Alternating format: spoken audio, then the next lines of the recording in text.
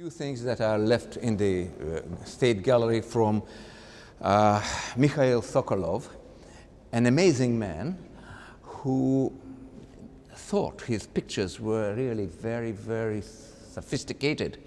At least he spoke about the silvery atmosphere of his still lives. He was betrayed in 1935 by a student of his who reported on him to the police. He was arrested and was given 10 years of Gulag.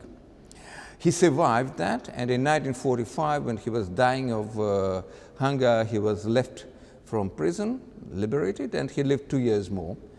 He has wonderful small sketches from prison made on matchboxes. Amazing art. But these two paintings are very, very indicative. This is the man who never served the power. He never described the revolution. He never praised the proletarian advances. Absolutely unideological. And that was the price he had to pay for his art. I think this fish, this red wine in a glass, these are amazing examples of serenity of private living in Russia. And that was done in the mid-30s, so before 1935 when he was arrested.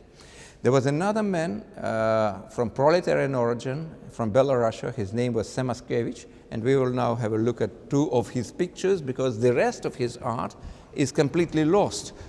All his pictures were confiscated when he was arrested, and that is Mr. Semashkevich, Roman Semashkevich. His date of death, 1937, and this was done 7 years before he died, and that is a provincial view of his native town. It's a powerful avant-garde or quasi-realistic art. There is nothing that could be read as a betrayal of revolutionary ideas, but he didn't comply with the official line. And maybe we have to look at what official line wanted from us. And that's another picture of his, Semashkevich, 1930.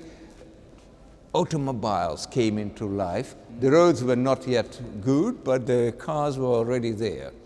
And the American factories like Ford could be... It's quite stylish, right? With the yes. yellow one.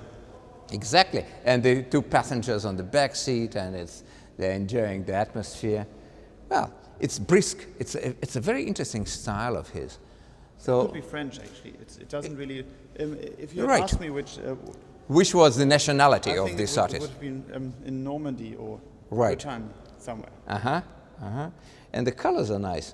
So, the expressivity, the new vision of the world. When we will get to Korovin, we will see that he didn't come to this vision of the world. He was still realist. But these guys, if you look at that wall, this is a Latvian painter who lived in Moscow, and he belonged to the Latvian community. And because he was in the Latvian community, in 1938 his name was there and said, okay, let us arrest this guy. He was only an artist, nothing else. But he is now buried in Butovo polygon. Alas, that is his wife, Madame Udaltsova. She remained a widow. She had a... let's look at the swastika. Yeah. Maybe not. Maybe not. Maybe not. Something in the atmosphere. This comes from Armenia, and that is a road, and it's done in 1933. Now, we are now ending with this thing, and we can see that this is a sort of an avant-gardist vision of the world. It's fast, it's rapid, it is bold, it's a little bit childish. But the authorities didn't like that. And now we will come to the socialist realism, the art that was appreciated by the authorities. Shall we do that? Let's go to that room. 1930. Of course, after his death. This is the ideological reincarnation of the guy. He is eternally living. He will never die. Actually, I just went to Smolny last week. Yes. It's in Smolny. It is in Smolny. And I think I went... to this room. Yes. And you've seen this floor. Yes. Amazing. In Smolny, I tell you one story. There was a man, Mr. Uvarov. I met him in Ruskinin-Kai. He was 93 at that time. And he finished the Polytechnical Riga Institute in 1915. And he made a railroad from St. Petersburg during the First World War to Murmansk in 2 years' time. Yes. You remember this story? Absolutely. And they put these rails, and then in November 1917, at the date of the revolution, he came to Moscow to ask the authorities what to do with the prisoners of war from Austria. And he came to the room where Lenin was having his first office. And due to his reflections, this room was found, the room that you've seen in Smolny. And that is this room. Now, we come to the art of socialist realism. You see, the electric socket over there is as if it has been photographed by a camera. The guy is very modest. He didn't remove the covers from the armchairs, not to have more dust than is needed, not to invite the cleaning woman too often. Now, the furniture is good, but not posh. And he's absorbed in thought. So that is art that is acceptable for the leadership and available for the public. And now, shall I tell you here the story of the joke about different modes of art? Now, let us look better at a great dictator. And if you, yes, I remember that one. and these are the two great leaders, Mr. Stalin and Mr. Voroshilov. It's interesting when we look at this picture, that is the picture completely corresponding to the style of socialist realism. Nothing compared with the enthusiasm and ingenuity and creativity that we saw before. And by no chance, of course. With this, you can be on the safe side. And then I tell you a joke about a dictator who, one of his hands was crippled like that, one of his eyes was ugly like that, and his leg was not good as well. So he decided to have a picture of his, and then came a person, an artist, who described him like this: a hand like this, a leg like this, and no eye. I looked at that picture and said, what? Me like that? Hang him. This is how critical realism died as a trend of art. Now came another man, and knowing the fate of this one, who painted him with both hands like this, with eyes like that, and of course he could dance on both his legs. He looked at that and said, is that me? No. The dictator should not be spoiled like that. He's a very modest man, but realistic man. So if you have a lot of gold and red things, I would have nothing. No decorations, no medals, a simple soldier uniform. You should paint me like this. And then, Volodya, the old man, the second painter, was also hanged. And this is how Romanticism died in art. And now we come to the third artist, who also had to paint the great dictator. So he was very smart. He put the man on a horseback so that his crippled leg was behind the horse and not seen. So his good leg was described on the picture. Then his bad eye was not seen as well. And his crippled hand went like this, and his left good hand took a bow and an arrow, and he was aiming somewhere. And in this, it was absolutely realistic. And this artist, you may bet, survived. And that was how socialist realism came into living. Exactly. The art should be acceptable for the leadership. With that, I stop. Now, let's come to the ladies. The ladies are always waiting for us. Yeah, you see that there is a different approach to the feminine beauty. She puts her biceps at work. And if you approach her with indecent wishes, I bet her right fist would smash. Now, we spoke about the authority of dictatorship, right? And the art of socialist realism when it triumphed. But as early as 1934, when this picture was done, it's an amazing example of human ingenuity and human resistance. It is done by the person whose name is Solomon Nikritin, And the date of this picture is 1934 again, and it's an amazing Was it document. done in exile or in? No, it was done in liberty. He was free, and he lived in Moscow, and this work was done in Moscow. It is not exile art from France or from any other place. Because it's again critical, is it?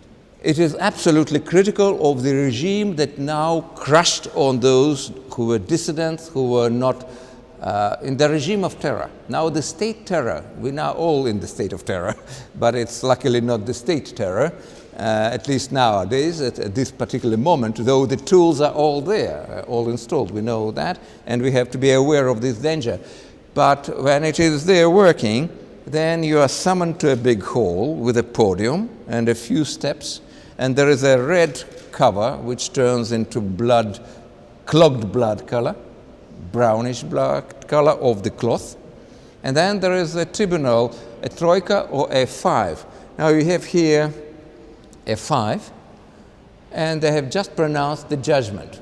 They are not professional judges. They were appointed by the people to be the tribunal of the people.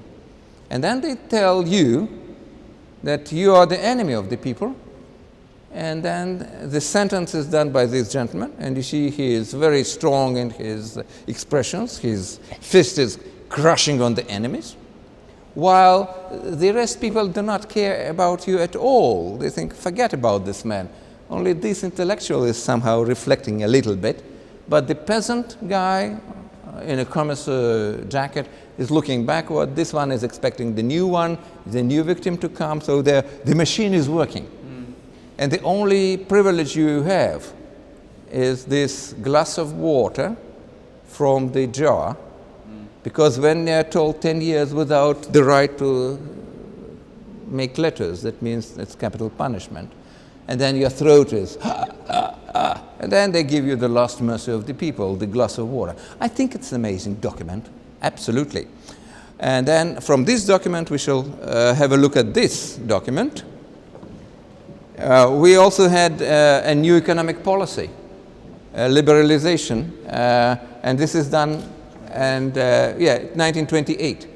And that's the foundation of the dictatorship, the bureaucracy.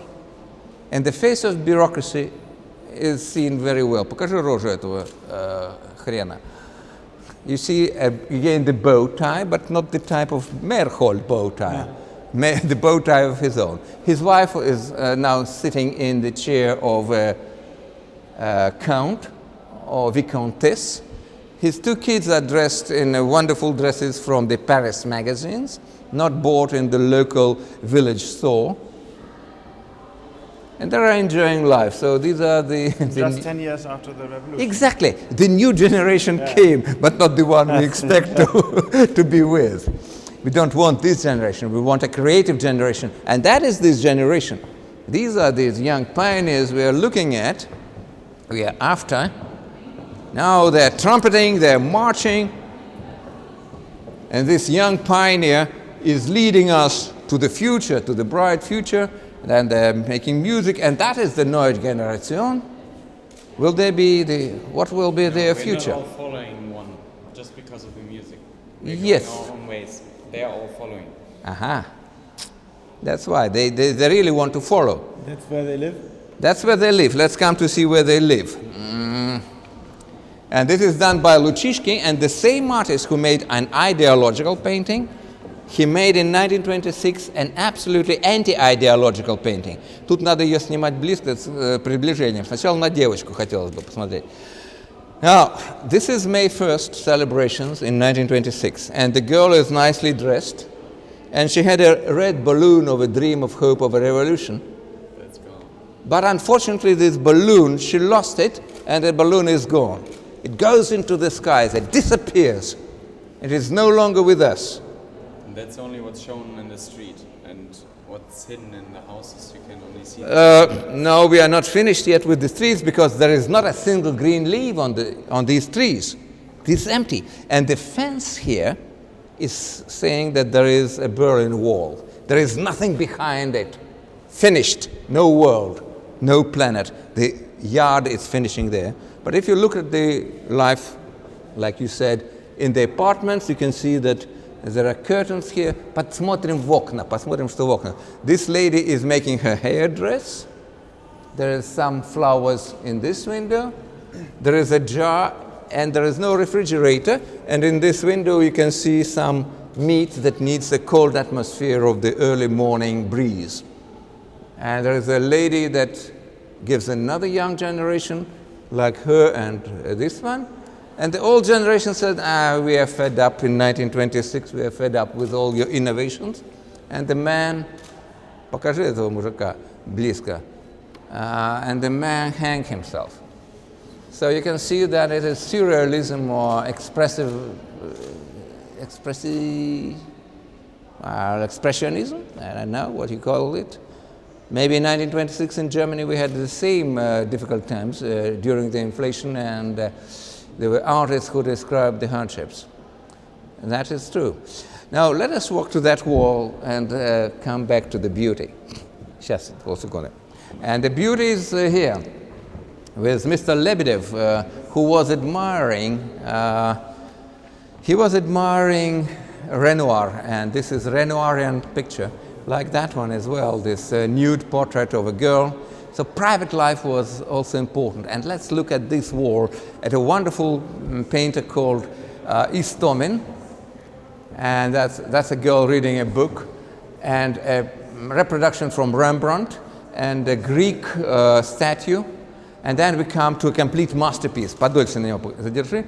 On the left you can see Van Gogh on the wall. Van Gogh слева, портрет его with the cut ear.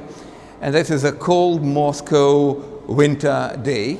What year is that, Nico? 33. 1933.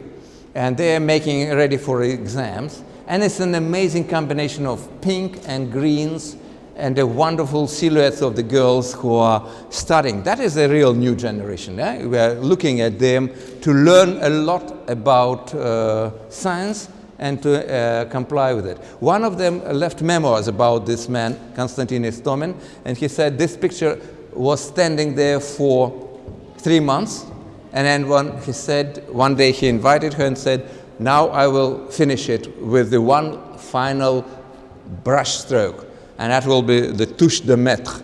And he came with a brush and made a stroke here. This reflex, the green reflex over there, you see this reflex? It shows that now the complete painting is completely finished. So it's an amazing thing. I think we finish here on that. We stop here because it's a long way.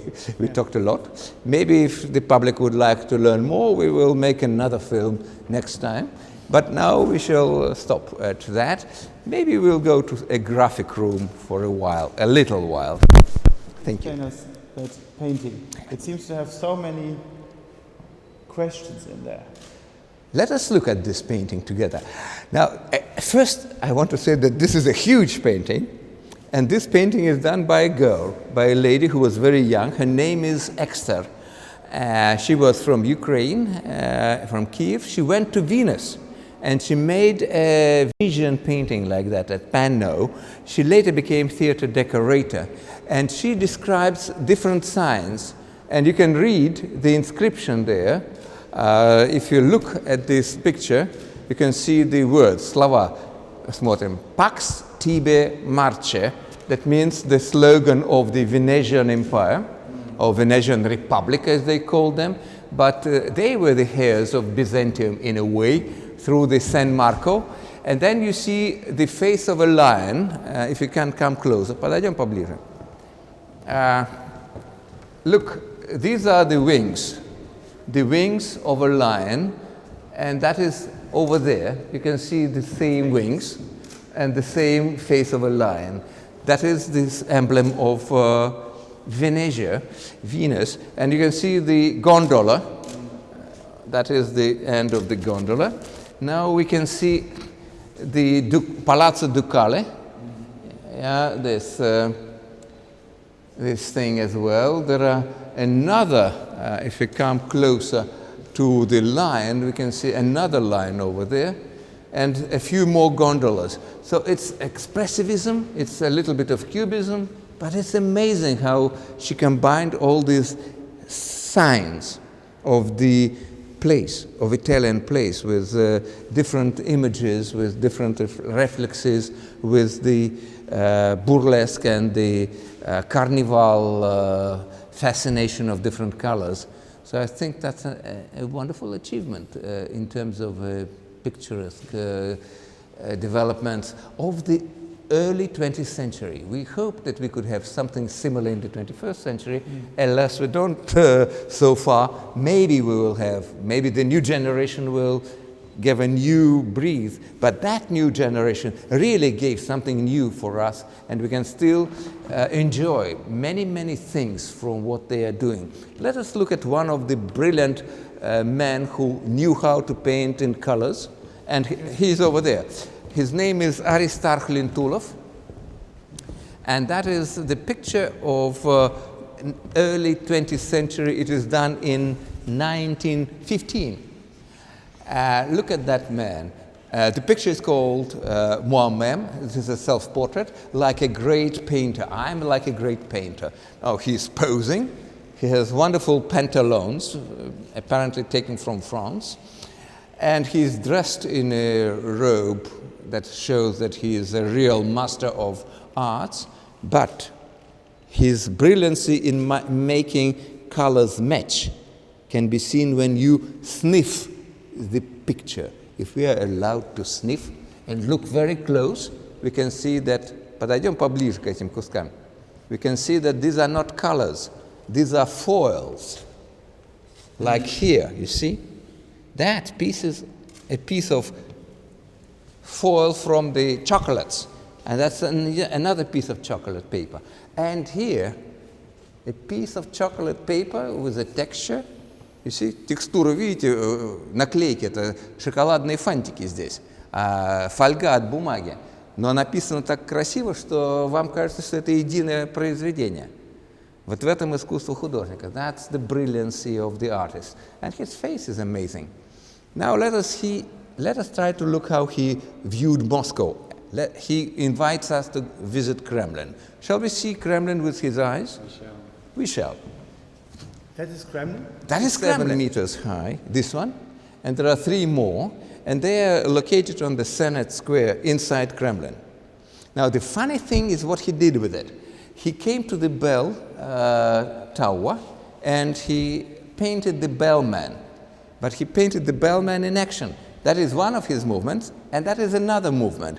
And the tongue of the bell is being moved to give us the sound of the huge bell over Moscow.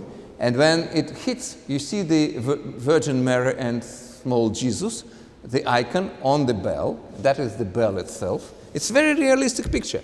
And then when he hits it, then comes the sound, boom. And what is how you can paint the sound? You can paint the sound by making circles. That's the first, boom. Then came the second, boom. Came the third, boom, boom, boom. And now you see that sounds of bells are clinging throughout the Moscow air.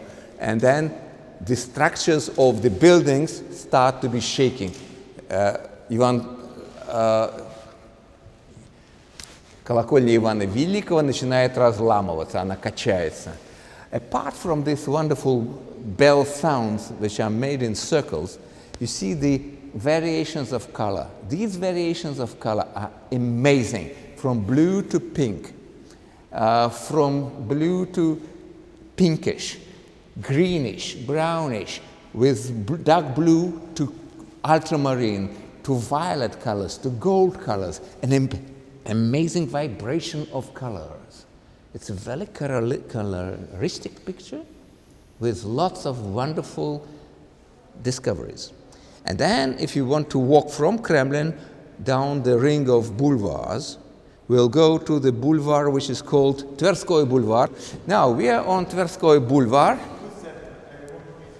You want to meet this soldier? He is coming from the front line of World War I, and maybe he was poisoned with the iprit gases. That is the cap, the military cap of his.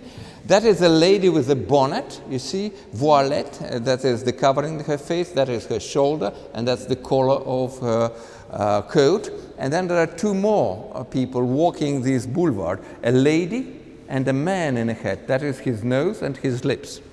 And he is like an interesting person. It's done in 1917. So these are the evidences of the revolutionary turnover.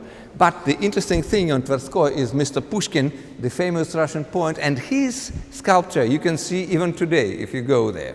Oh, yes. Exactly. But in 1917, he was on the other side of the boulevard. His statue was where now the near Pushkin garden is. Okay. And where he is standing was standing this monastery, the Monastery of Passions. And that was?